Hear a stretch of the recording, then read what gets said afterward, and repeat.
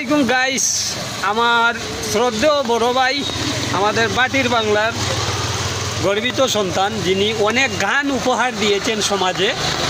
উনি নিজেও গান করেন, একজন গান পোকা মানুষ, উনি সাধক মানুষ, উনি মহরমী গান লিখেন। এই যে আমার কাঙ্গাল দুলাল ভাই এই যে আছেন, এই যে আমার বড় ভাই, দেখতে কিউট, এই যে দেখুন।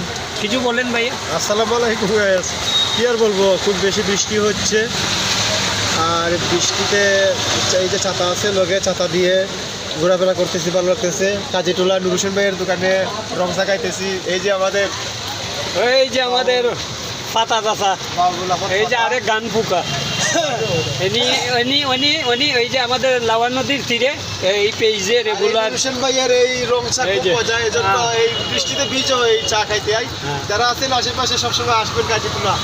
ধন্যবাদ সবাইকে আমরা ভিডিওটা দেখে সাথে থাকার জন্য। সবাই ভালো থাকেন, সুস্থ থাকেন, আল্লাহ হাফেজ।